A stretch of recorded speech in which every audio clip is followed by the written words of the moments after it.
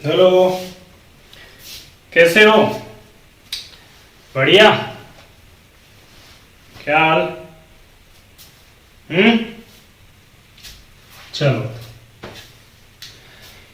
आज अपन डिस्कशन करते हैं फर्स्ट यूनिट के अंदर ही है, पहले चैप्टर के अंदर अध्यारोपण का सिद्धांत, सुपरपोजिशन थ्योरम या प्रिंसिपल, या कह सकते हैं कि बहुत से आवेशों के कारण किसी आवेश पर बल अपन को ज्ञात करना है।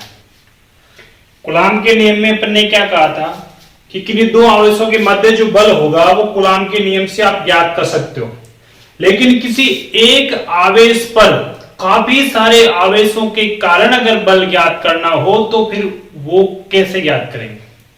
तो उसके लिए जो मेथड होता है, जो काम आता है, वो आता है अध्यारोपण का सिद्धांत, यानी कि सुपरपोजिशन प्रिंसिपल। उसमें क्या आती है? यूज आती है। अब वो कैसे होती है देखो, यहां मैं लिख देता हूं अध्यारोपण का सिद्धांत। यानी कि कहने का मतलब है कि मुझे बहुत सारे आवेशों के कारण, किसी कोई निकाय है जिसमें बहुत सारे आवेश है, उन काफी सारे आवेशों के कारण किसी एक आवेश पर मुझे बल निकालना है, विद्युत बल निकालना है, तो वो निकालेंगे। तो वो उसके लिए अपन यूज करेंगे अध्यारोपण का सिद्धांत। देखिए, पहले अपन ने 11वीं में पढ़ा था अपरिगामी तरंगों के लिए अध्यारोपण का सिद्धांत है, परिगामी तरंगों के लिए अध्यारोपण का सिद्धांत क्या था। यहां अब इसकी बात करते हैं। वो देखो क्या कहता है अध्यारोपण का सिद्धांत। ये कहता है कि अगर किसी एक आवेश पर काफी सारे आवेशों के कारण अगर परिणामी बल निकालना हो, तो वो जो परिणामी बल होगा वो सभी आवेशों के कारण उस आवेश पर लगने वाले बलों के सदिश योग के बराबर होगा। समझ गए? मान लेते हैं कि कोई एक आवेश है जिस पर एक दूसरे आवेश कारण F1 बल, तीसरे कारण F2, किस चौथे कारण F4, इस तरह से क्या लग रहे हो? बल लग रहे हो। तो परिणामी बल अगर अपन बात करते हैं, जो परिणामी बल आएगा वो आएगा F1 प्लस F2। ऐसे अगर n तक है तो n तक। समझिएगा इसको कि किसी एक आवेश पर काफी सारे आवेशों के कारण लगने वाला परिणामी बल उन सभी आवेशों के कारण उस आवेश पर लगने वाले बलों के सदिश योग के बराबर होता है। ठीक है, अब इसको अपन ज्ञात कर लेते हैं। किस तरह से मैथमेटिकल ड्राइव कर लेते हैं इसको, वो देखिए। मान लेते हैं ये कोई निकाय है या कोई निर्देश तंत्र है। समझिएगा आराम से, जैसे अपन ने वेक्टर रिप्रेजेंटेशन किया था कूलाम के नियम का, उसी तरह से है। मान लेते हैं निर्देशांक तंत्र है और ये इसके हो गए x और y एक्स। ठीक, और इसमें काफी सारे आवेश है। एक आवेश मैं ये ले लेता हूं कि है, ये है, सॉरी सीधा सीधा जा रहे, ये मान लेते हैं ये है Q1। एक दूसरा आवेश है, ये मान लेते हैं Q2। ये कोई तीसरा आवेश है, ये मान लेते हैं Q3। ऐसे करके काफी आवेश है, और ये एक n वाला आवेश मान लेता हूं मैं कि ये कोई n वाला आवेश है, और ये है Qn। काफी सारे आवेश हो गए। इस बिंदु से इनके स्थिति सदिश जो है ये R1 ले लेते हैं, इसके लिए R2 ले लेते हैं, ये R3 हो जाएगा, और ये Rn हो जाएगा। ये इनके स्थिति सदिश है। इन सभी आवेशों के कारण कोई एक अलग आवेश है, वो है आपके पास, ये ले लो Q0 या Q0 आवेश है। इस पर मुझे क्या निकालना है? विद्युत बल निकालना है। और इसका जो मूल बिंदु उससे स्थिति सदिश है, और वो है, मान लेता हूं R0e मान लेता हूं। यानी कि इन सभी आवेशों के कारण मुझे इस आवेश पर बल चाहिए। तो अध्यारोपण का सिद्धांत क्या कहता है कि इस आवेश पर इन सभी आवेशों के कारण जो बल आएगा वो इन सभी आवेशों के बलों के सदिश योग के बराबर होगा। देखिएगा इधर परिणामी बल, देखो Q1 के कारण प्लस प्लस ले रहा हूं मैं, Q1 के कारण इस पर बल जो होगा इधर हो जाएगा, और इसको मैं नाम दे देता हूं F0 पर 1 के कारण। यहां से यहां तक की डिस्टेंस अगर सदिश में निकालेंगे तो इस तरह से, यहां से यहां तक की डिस्टेंस अपन ने मान लेते हैं 0,1 है तो 0,1 सदिश। इसके लिए यानी कि इसके कारण इधर हो जाएगा, और इसको नाम लिख लेते हैं अपन F2 है तो 0,2, और ये यहां से यहां तक की डिस्टेंस लिख लेते हैं F02। ठीक है, इसके कारण कुछ इस तरह से हो जाएगा, ये मान लेते हैं F03, और ये जो डिस्टेंस है वो मान लेते हैं R03।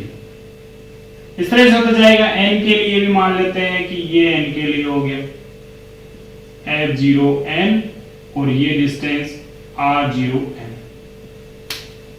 ये सदिश होगा, इस डायरेक्शन इस तरह से रहेगी, इसके सबकी डायरेक्शन वही गई इधर, ये इस तरह से रिप्रेजेंट हो जाएगा। मुझे परिणामी बल चाहिए, तो अध्यारोपण का सिद्धांत क्या कहता है कि परिणामी बल इन सभी बलों के सदिश योग के क्या होगा, बराबर होगा। तो देखिए इधर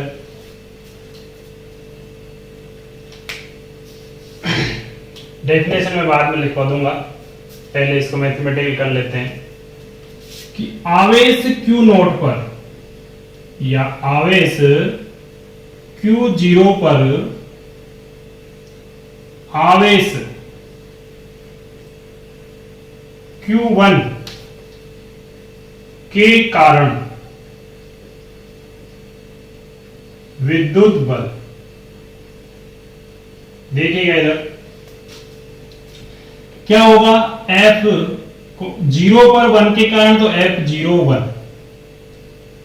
ठीक है, के Q0 पर किसके कारण, 1 के कारण तो दो आवेश हो गए Q1 Q2 यानी Q0 और Q1, बटा बीच की दूरी F01, तो Q1 के लिए निकाल रहे हैं, Q1 के लिए डिस्टेंस कितनी है R01, तो R01 सदिश इसका स्क्वायर रहेगा, और इधर लिख देते हैं R01 के, तो सदिश में व्यक्त कर रहे हैं, समीकरण दे लेते हैं इसको 1। ठीक है, इसी प्रकार आवेश Q0 पर ही निकालना अपन को परिणामी बल, आवेश Q2 के कारण विद्युत बल,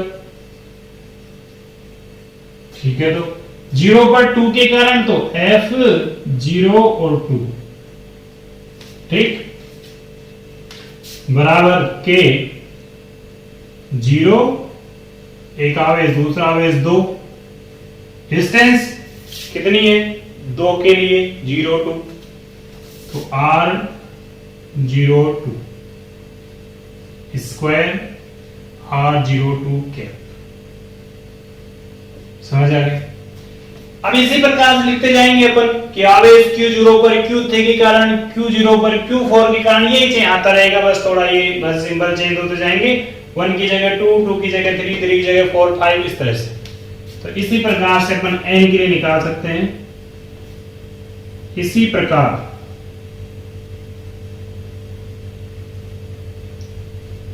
Q0 आवेश पर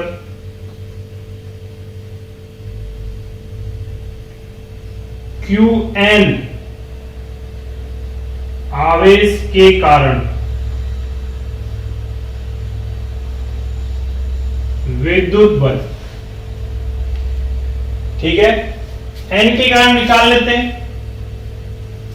तो देखो Q0 पर n के कारण तो F0n, F0n के पहला आवेश 0 और दूसरा आवेश n वाला है। इसके लिए डिस्टेंस है r0n, तो r0n स्क्वायर r0n कैप।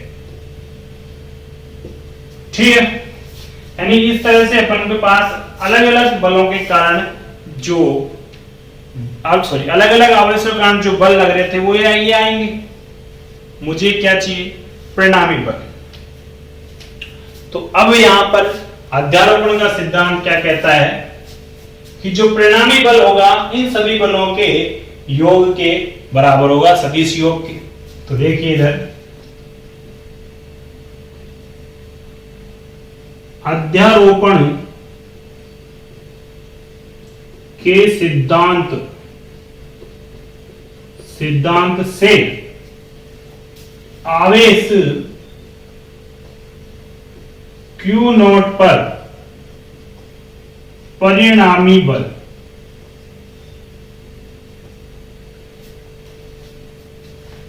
बल देखो क्या होगा? योग। तो देखो F मान लेते हैं कि F बल है 0 पर परिणामी, तो ये सबके बलों के योग के बराबर होगा। F1 01, F02, F03, F04, ऐसे चलता जाएगा n तक, F0n।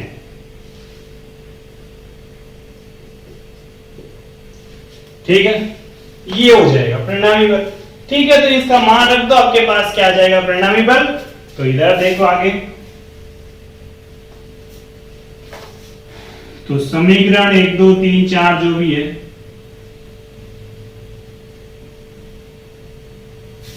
समीकरण 1 2 3 4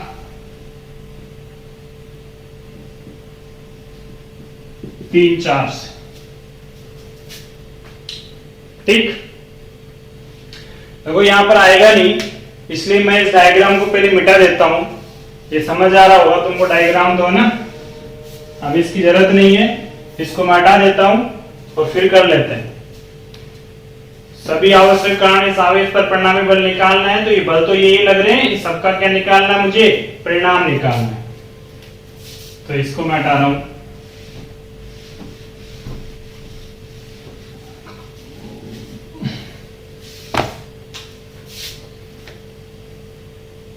देखिएगा इधर समीकरण 2 3 4,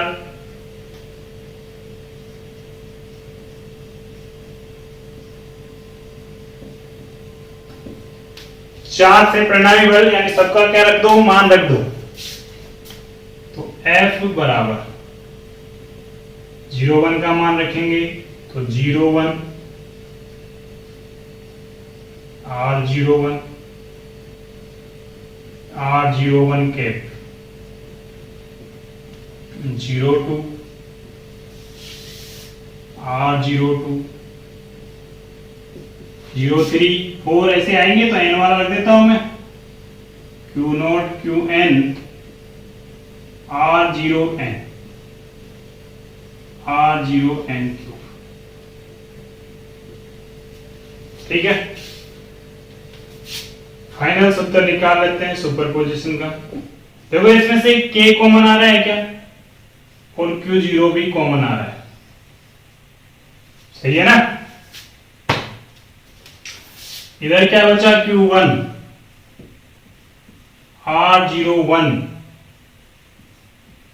R01 कैप Q2 R02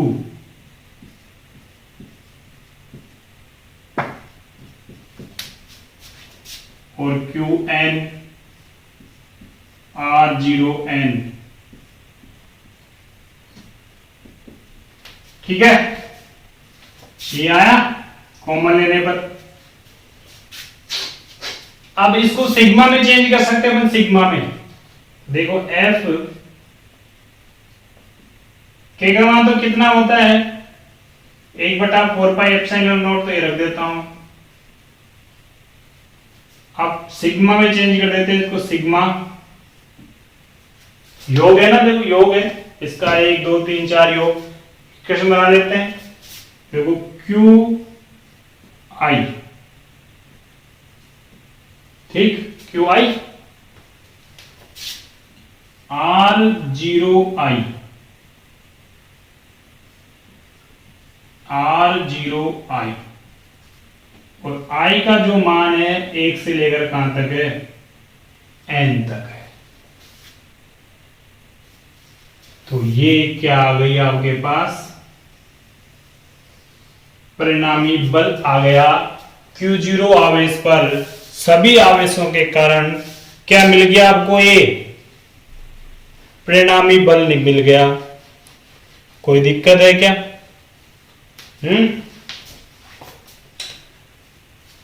और अगर और आगे करना चाहो तो इसको 1 2 में उसमें चेंज कर लेते हैं अपन, जैसे R12 मतलब R1 माइनस R2, और कन्वर्ट करना चाहो तो कर देता हूं यहाँ पे, करना चाहो तो ये लो, क्योंकि अपन को पता है कि R0I कैप का मतलब क्या है, R0 माइनस RI, ये होने वाला है। जैसे अपन वहां लिखते थे ना R01 कैप, तो निकालेंगे कितना, R01 का हो जाएगा R0 माइनस R1। वैसे ही अब इस कैप को भी अगर चेंज करना चाहो तो चेंज कर दो, बाकी जरूरत नहीं है अपन को चेंज करने की। तो Q0 4 pi epsilon not sigma I बराबर 1 से n तक। तो कैप को खोलेंगे तो कैप सदिश पे बदलेगा, तो नीचे तो कितना हो जाएगा, क्यूब, जो अपन ने किसमें पढ़ा था, कूलाम के नियम के सदिश निरूपण में, ये। और अब इसकी जगह आप ये रख सकते हो R0I की जगह, कोई दिक्कत नहीं। तो ये भी हो सकता है फॉर्मूला। अब इसको याद रखो तुम तो कैप वाले हो। तो R0I कैप जो एकांक सदिश है वो इस परिणामी सदिश की दिशा को क्या करेगा, व्यक्त करेगा। तो ये हो जाता है आपके पास अध्यारोपण का सिद्धांत, यानी कि किसी एक आवेश पर काफी सारे आवेशों के कारण लगने वाला परिणामी बल जो क्या होगा, सभी आवेशों के कारण लगने वाले बलों के सदिश योग के बराबर होगा। यही क्या होता है, अध्यारोपण का सिद्धांत होता है। ठीक है, समझ आए? चलो तो मैं डेफिनेशन लिख देता हूं इसमें। अध्यारोपण के सिद्धांत की डेफिनेशन क्या होती है, ये डेरिवेशन तो समझ आई गई, और डेफिनेशन मैं लिख देता हूं। लिखूं क्या, या बाकी ऐसे याद रह जाएगा यहां से ही? चलो यही से याद रख लेना तुम तो, कि काफी सारे आवेशों के कारण किसी एक आवेश पर लगने वाला बल यानी परिणामी बल सभी आवेशों के कारण लगने वाले बलों के सदिश योग के क्या होता है, बराबर होता है। और ये क्या होता है, अध्यारोपण का सिद्धांत होता है। ठीक है, कोई दिक्कत? अगर कोई दिक्कत आए फिर भी तो मुझे इत्तला कर देना उसके बारे में। चलो ऐसा करो, मैं लिख ही देता हूं, तुम लोग पता नहीं मन से लिख पाओगे नहीं लिख पाओगे, लेकिन ध्यान रखना ये कॉपी में लिख लेना, नोट कर लेना, जो आपके पास नोटबुक है नोट्स वाली, यानी कोई F किसी आवेश पर परिणामी बल है तो ये जो होगा सभी आवेशों के कारण लगने वाले बलों के सदिश योग के बराबर होगा। अब वो चाहे 2 हो, 3 हो, 4 हो, 5 हो, 1 हो, अकेले में तो सीधी कोई दिक्कत नहीं है। एक आवेश पर तो अपन सीधा सीधा कूलॉम का नियम लगा देते हैं, 2 है तो दोनों के बलों को क्या कर देंगे, अपन जोड़ देंगे सदिश तरीके से। ठीक है, तो ये हो गई आपके पास सुपरपोजिशन प्रिंसिपल। अब कुछ न्यूमेरिकल है, अच्छे भी न्यूमेरिकल है, इजी भी है, वो करते हैं अपन। इसको लिखो जब तक। चलो जी, न्यूमेरिकल में आते हैं अपन। देखिए अच्छा क्वेश्चन है, क्वेश्चन अच्छा है, लेकिन बोर्ड के हिसाब से मोस्ट नहीं है, फिर भी अपन कर लेते हैं। देखिएगा इधर क्वेश्चन क्या है, देखो कि दो छोटे गोले मतलब बिंदु की तरह कोई छोटे छोटे गोले हैं, प्रत्येक का द्रव्यमान 200 ग्राम। ठीक है, 2 गोले हैं, दोनों का द्रव्यमान समान है, यानी कि द्रव्यमान m जो है वो है 200 ग्राम, और इसको कन्वर्ट कर लेते हैं अपन किसमें, किलोग्राम में। ठीक है, तो किलोग्राम में कितना हो जाएगा भाई, 1000 का भाग देंगे यानी कि 0.2 किलोग्राम। ठीक है ना। एक उभयनिष्ठ बिंदु से दो कुचालक धागे या धागों जिनकी लंबाई दे रखी है 40 सेंटीमीटर, दो धागे हैं, दोनों की लंबाई 40 सेंटीमीटर है, यानी कि लंबाई, धागों की जो लंबाई है वो है 40 सेंटीमीटर। तो इसको भी अपन किस में चेंज करेंगे, मीटर में चेंज करेंगे। तो क्या करेंगे फिर, भाग देंगे कितने का, 100 का। तो ये कितना आ जाएगा, 100 का भाग देंगे तो 0.4 मीटर। सही है। चलो तो ये हो गया। अब और आगे देखो, दोनों गोले समान आवेश, यानी कि दोनों गोलों पर आवेश है समान है, यानी Q1 और Q2 दोनों बराबर है किसके, Q के। इनके मध्य की दूरी, यानी कि इन आवेशों के मध्य की जो दूरी है d मान लेता हूं मैं डिस्टेंस, और वो है आपके पास 4 सेंटीमीटर, यानी कि 0.04 मीटर।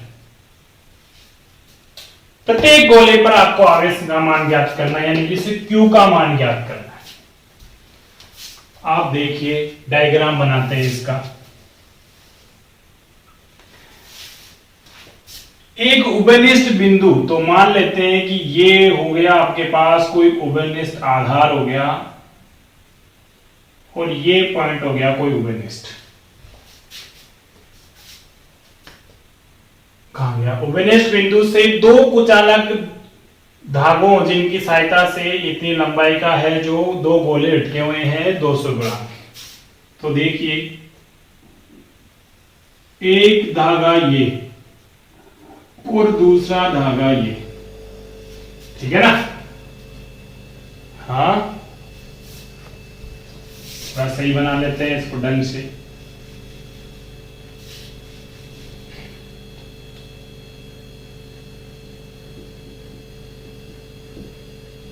तो एक धागा तो ये हो गया साहब, और दूसरा धागा ये हो गया, और इसकी जो लंबाई है धागे की कितनी है, 0.4 मीटर। ये भी उतनी ही।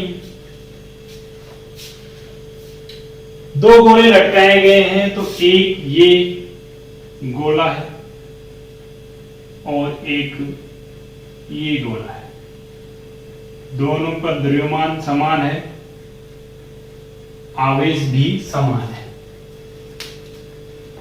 ठीक है। अब देखिए, आवेश समान है ना, और इनकी मध्य की जो दूरी है वो दे रखी है कितनी, d कितना दे रखा है, या मैं ऐसे रख लेते हैं सिंबल बना के, d दे रखी है आपके पास 0.04 मीटर। अब यहां पर लॉजिक देखिएगा। पहली चीज तो मैंने दोनों के मध्य ऐसे लटका दिया, तो ये डिस्टेंस क्यों कर दी भाई, ऐसे एक ही बिंदु से तो लटकाया गया, दोनों एक जगह आने चाहिए थे, पर दोनों के मध्य दूरी हो, ये दूरी है, क्यों है, तो इसका तो कारण क्या हो गया कि दोनों गोलों पर आवेश समान है। इसका मतलब क्या होगा, प्रतिकर्षण। तो प्रतिकर्षण की वजह से गोले क्या हो जाएंगे, दूर हो जाएंगे। ठीक है, तो इस गोले पर इसके कारण, इस गोले के कारण इस पर जो बल होगा वो इधर हो जाएगा F, और इसके कारण इस पर बल होगा जो कितना हो जाएगा, इधर भी F हो जाएगा। ठीक है। अब यहां पर देखो और कौन सा बल लग रहा होगा गोलों पर, एक बल और लगेगा, कौन सा, mg, जो तो हमेशा किधर लगेगा, नीचे की तरफ, क्योंकि भार है ना गोलों पर। तो ये लो एक इधर mg इस गोले पर, और इस गोले पर भी mg इधर। अब आपको पता है कि mg को संतुलन करने के लिए इसके ऊपर दूसरा बल और होना चाहिए जो इसको क्या करेगा, संतुलित करेगा, लेकिन ऊपर कोई बल ही नहीं। तो फिर ऊपर कौन सा बल हो रहा होगा जो क्या करेगा, इसको संतुलित करेगा? बताओ, माइंड लगाओ। देखो डोरियां हैं, डोरियों के अंदर यानी धागे हैं, धागों पे गोले लटके हुए हैं, गोले प्रतिकर्षित हो रहे हैं और नीचे mg की वजह से खींचे हुए हैं। तो इसका मतलब डोरी में क्या उत्पन्न हो रहा है, तनाव। तो तनाव भी लगेगा। तनाव किधर लगेगा, इधर और इधर, ये लग गया आपके पास तनाव। अब देखो मान लेते हैं कि डोरियों के मध्य जो कोण बन रहा है वो कोण अपन कितना मान लेते हैं, थीटा मान लेते हैं सेंटर से, ठीक है ना। ये d डिस्टेंस है, तो ये आधी कर लेता हूं, d/2 हो जाएगी इस पॉइंट से। अब इसके अपोजिट कौन सा बल होगा जो इसको संतुलित कर रहा होगा, तो फिर इसके अपोजिट इस तनाव का क्या होगा, एक घटक होगा। घटकों में विभाजित करेंगे फिर इसको, तो ये थीटा, क्योंकि ये कोण थीटा है तो ये भी क्या रहेगा, थीटा। वैसे इधर ये थीटा, तो जिधर थीटा होगा उधर आ जाएगा कोस थीटा, तो t कोस थीटा, और इधर आ जाएगा t साइन थीटा। वैसे ही इधर हो जाएगा, अपन तो एक जगह निकाल लेंगे, वही अपना आंसर है, क्योंकि दोनों पर आवेश उतना है। अब चित्र से अपन को क्या दिख रहा है, देखो ये t cos थीटा किसको संतुलित कर रहा है, mg को, सही है ना। और ये t sin थीटा किसको संतुलित कर रहा है, f को, जो किसके द्वारा, इसके द्वारा इस पर लगने वाला प्रतिकर्षण बल है।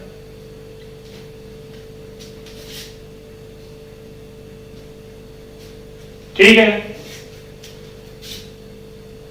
अब आपको पता है कि जो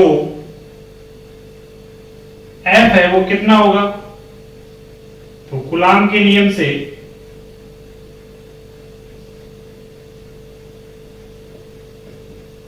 F बराबर K Q1 Q2 बटा R स्क्वायर, बटा R स्क्वायर का मतलब कौन, D स्क्वायर।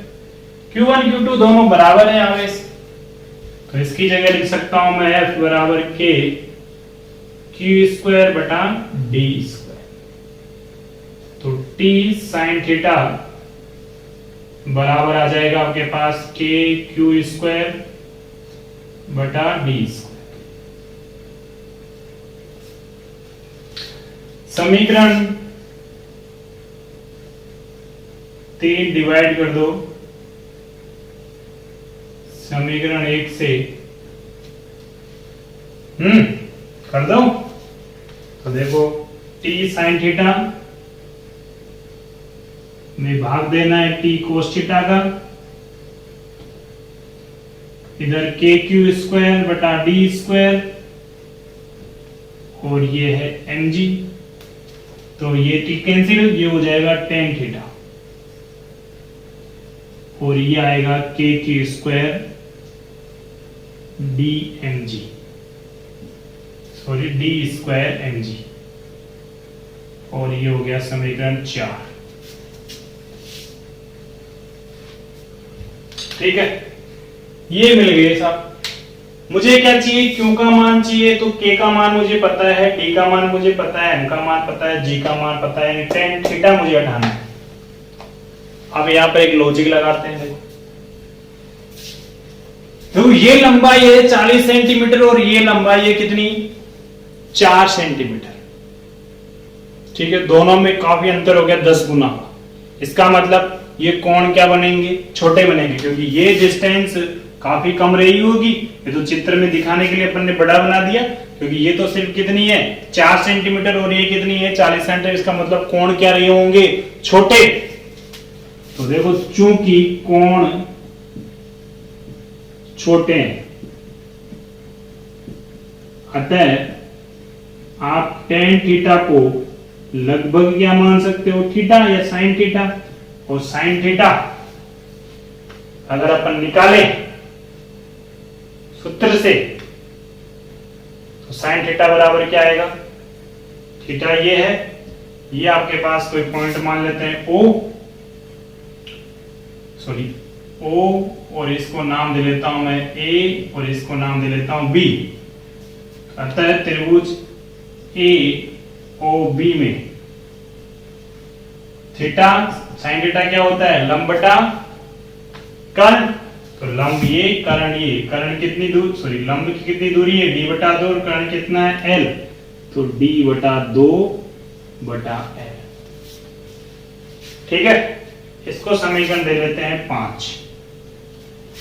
तो समीकरण 4 5 से d बटा 2l बराबर के क्यू स्क्वायर बटा डी स्क्वायर एम जी। ठीक है ना, तो क्यू स्क्वायर बराबर आ जाएगा, देखो डी की घात हो जाएगी 3, ठीक है ना, और एम जी 2 एल और के। चलो अगले क्वेश्चन में आते हैं। क्या कहता है क्वेश्चन, देखो कि 2 इलेक्ट्रॉन व 4 इलेक्ट्रॉन बिंदु आवेश परस्पर r दूरी पर स्थित है।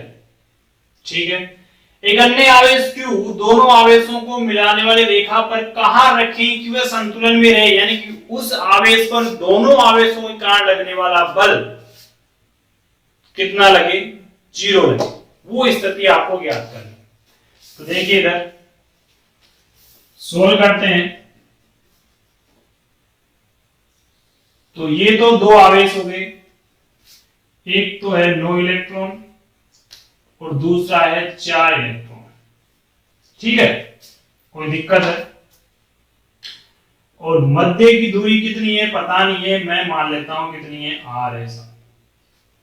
ठीक, इस रेखा के ऊपर मुझे कोई दूसरा आवेश रखना है, मैं यहां रख देता हूं, और ये आवेश है Q, और ये जो डिस्टेंस है वो मान लेता हूं मैं कितनी है, x दूरी है। यानी 9 इलेक्ट्रॉन आवेश से x दूरी पर कोई आवेश रख दिया मैंने, कौन सा, Q। ठीक, तो फिर ये दूरी कितनी बच जाएगी आपके पास, बताना, देखिए जरा, ये टोटल r है, r में से x कटा दो, r माइनस x। अब इस आवेश के कारण इस पर और इस आवेश के कारण इस पर जो बल लग रहा है वो कुल कितना लगे, 0 लगे, क्योंकि ऐसा क्वेश्चन में कहा कि हाँ संतुलन में रहे। तो देखो इसके कारण इधर बल, इसके कारण इस पर बल इधर, क्योंकि दोनों इलेक्ट्रॉन है, खींचेंगे एक दूसरे की तरफ, खींचेंगे क्या, प्रतिकर्षित करेंगे। तो इसके कारण इस पर जो बल लगेगा वो किधर लगेगा, इधर लगेगा। तो ये F1 मान लेते हैं, और इसके कारण जो बल लगेगा उधर लगेगा, कि दोनों में क्या होगा, प्रतिकर्षण। ये कितना मान लेते हैं, F। अब दिया हुआ क्या है आपके पास, दिया है कि F1 और F2 दोनों कितना होने चाहिए, 0, दोनों का योग कितना आना चाहिए, 0। किस पर, इस आवेश Q पर। तो नाम दे लेते हैं A, इस पर B, इधर C, यानी कि बिंदु B पर ये दिया हुआ है। ऐसा क्वेश्चन में था, अपन ने मान लिया। ठीक है, तो F1 बराबर मैं क्या लिख सकता हूं, माइनस का F2। मुझे क्या चाहिए, दूरी चाहिए। ठीक है, तो इसका परिमाण निकाल लें। तो परिमाण में अपन को पता है कि प्लस माइनस से कोई लेना देना नहीं। आप कूलाम के नियम से, अरे भगवान, कूलाम के नियम से इस और इस आवेश के मध्य लगने वाला बल, ठीक है, इस और इस आवेश के मध्य लगने वाला बल, ठीक है, इस दोनों आवेशों के मध्य लगने वाला बल F1 मान लेते हैं, इसके कारण इस पर लगने वाला बल कितना मान लेते हैं, F2 मान लेते हैं, ना, कंफ्यूज नहीं, वापस बता रहा हूं। इन दोनों आवेशों के मध्य बल है आपके पास कितना, F1, और इन दोनों आवेशों के मध्य बल कितना है, F2। यानी इस पर बल लगा रहा है F1, सॉरी, हाँ सही है, और ये सी कोई दिक्कत नहीं है ना। चलो F1 कूलाम के नियम से इन दोनों आवश्यक मध्य बल, तो K Q1 का मान है आपके पास 9 इलेक्ट्रॉन गुणा Q2, यानी Q2 का मतलब कितना है Q, ठीक है, बटा बीच की दूरी कितनी है x स्क्वायर बराबर K, इन दोनों की मध्य पहला आवेश है Q1 तो 4 इलेक्ट्रॉन, दूसरा आवेश है Q, मध्य की जो दूरी है वो है r माइनस एक्स का स्क्वायर। देखो Q से Q क्या, इलेक्ट्रॉन से इलेक्ट्रॉन कट गया, K से K कट गया, इधर बचा 9 बटा एक्स स्क्वायर और इधर बचा 4 r माइनस एक्स स्क्वायर। अब वर्गमूल ले लेते हैं तो 3 का तो हो जाएगा, 9 का तो हो जाएगा 3, इधर हट जाएगा 2 का 4 और ये आ जाएगा r माइनस एक्स, ये इधर 3r माइनस 3x 2x, ये इधर जाएगा प्लस का हो जाएगा ये 5x और r बराबर आ जाएगा फिर x बराबर निकालना है ना